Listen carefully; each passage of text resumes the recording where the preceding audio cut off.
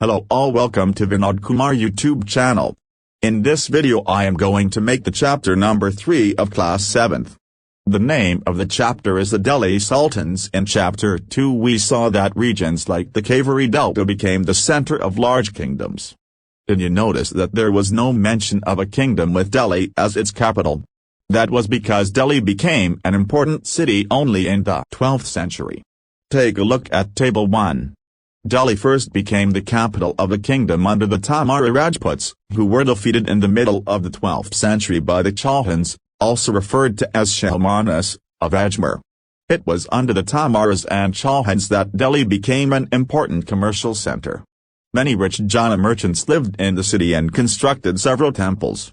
Coins, minted here, called Diluwal, had a wide circulation. The transformation of Delhi into a capital that controlled vast areas of the subcontinent started with the foundation of the Delhi Sultanate in the beginning of the 13th century. Take a look at table 1 again and identify the 5 dynasties that together made the Delhi Sultanate.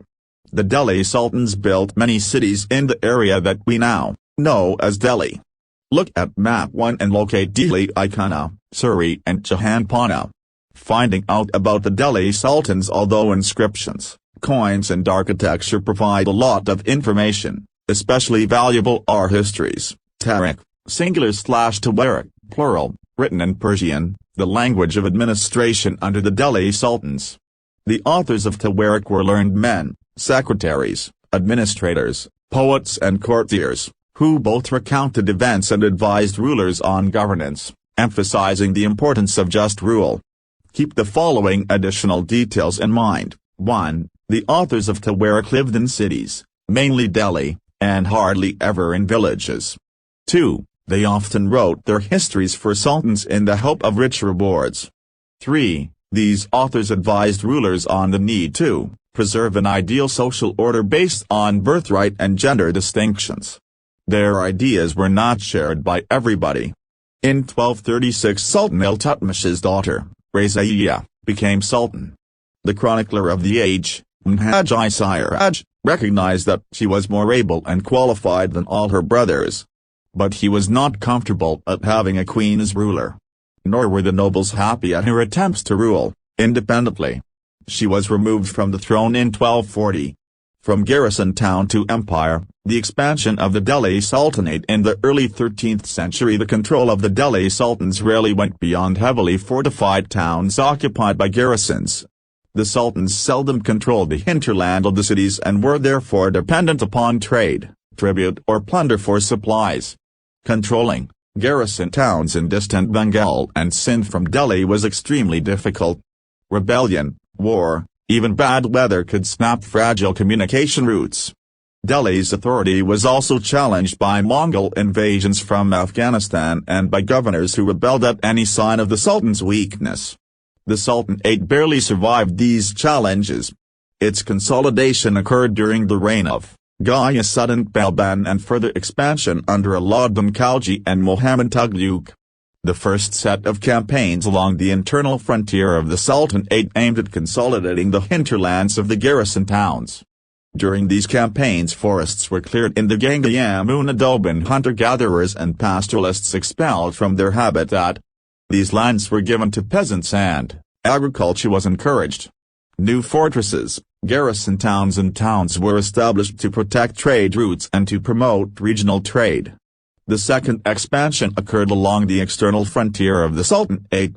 Military expeditions into southern India started during the reign of Alauddin Khalji, see map 3, and culminated with Muhammad Tughlaq. In their campaigns, Sultanate armies captured elephants, horses and slaves and carried away precious metals. By the end of Muhammad Tughlaq's reign, 150 years after somewhat humble beginnings, the armies of the Delhi Sultanate had marched across a large part of the subcontinent. They had defeated rival armies and seized cities. The Sultanate collected taxes from the peasantry and dispensed justice in its realm. But how complete and effective was its control over such a vast territory? The Masjid, the mosque, is called the Masjid in Arabic, literally a place where a Muslim prostrates in reverence to Allah. In a congregational mosque, Masjid-i-Jami or Jama Masjid, Muslims read their prayers, namaz, together. Members of the congregation choose the most respected, learned male as their leader, imam, for the rituals of prayer. He also delivers the sermon, khutbah, during the Friday prayer. During prayer, Muslims stand facing Mecca. In India this is to the west. This is called the Qibla. The Delhi Sultans built several mosques in cities all over the subcontinent. These demonstrated their claims to be protectors of Islam and Muslims. Mosques also helped to create the sense of a community of believers who shared a belief system and a code of conduct.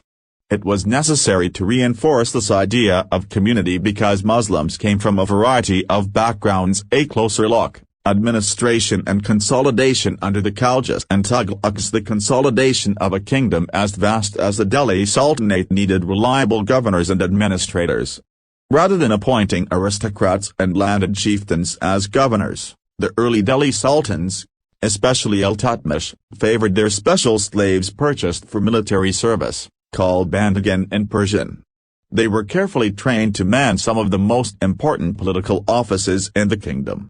Since they were totally dependent upon their master, the Sultan could trust and rely upon them. The Khaljas and Tughlaqs continued to use bandigan and also raised people of humble birth, who were often their clients, to high political positions.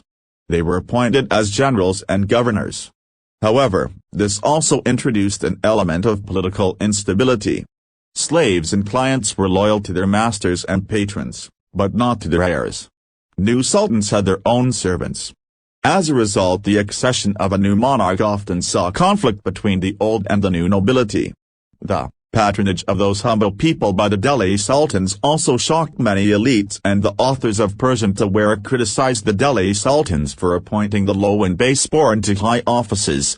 Like the earlier sultans, the Khalji and Tughlaq monarchs appointed military commanders as governors of territories of varying sizes. These lands were called Iqta and their holder was called Iqtada, or Mukti. The duty of the Muktis was to lead military campaigns and maintain law and order in their Iqtas. In exchange for their military services, the Muktis collected the revenues of their assignments as salary. They also paid their soldiers from these revenues. Control over Muktis was most effective if their office was not inheritable and if they were assigned Iqtas for a short period of time, before being shifted. These harsh conditions of service were rigorously imposed during the reigns of Alauddin Khilji and Muhammad Tughlaq. Accountants were appointed by the state to check the amount of revenue collected by the Muktis. Care was taken that the Mukti collected only the taxes prescribed by the state and that he kept the required number of soldiers. As the Delhi Sultans brought the hinterland of the cities under their control, they forced the landed chieftains, the Saminda aristocrats, and rich landlords to accept their authority. Under Alauddin Khilji, the state brought the assessment and collection of land revenue under its own control. The rights of the local chieftains to levy taxes were cancelled and they were also forced to pay taxes. The Sultan's administrators measured the land and kept careful accounts. Some of the old chieftains and landlords served the Sultanate as revenue collectors and assessors. There were three types of taxes: 1. On cultivation called Karajand, amounting to about 50% of the peasants' produce, 2. On cattle, and 3. On houses. It is important to remember that large parts of the subcontinent remain outside the control of the Delhi Sultans.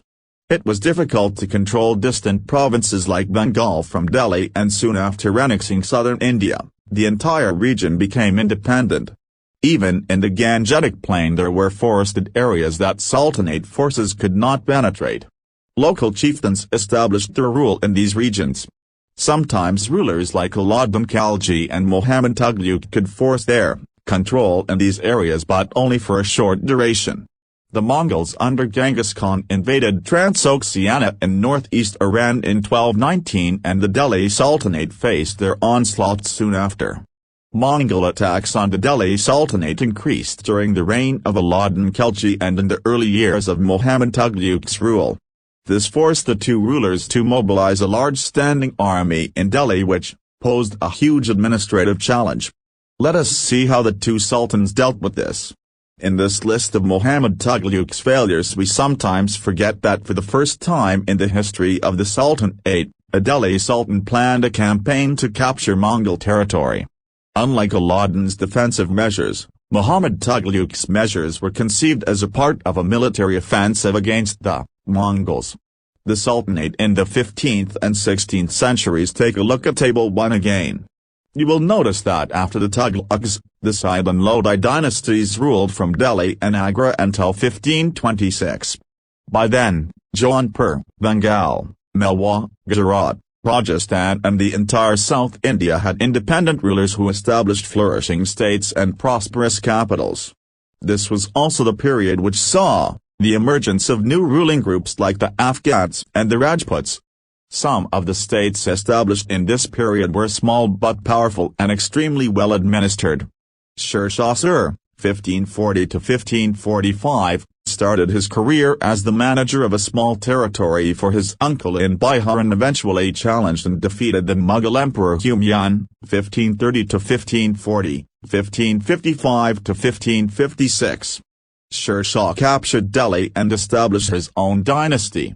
Although the Sur dynasty ruled for only 15 years, 1540–1555, it introduced an administration that borrowed elements from Aladdin Khilji and made them more efficient.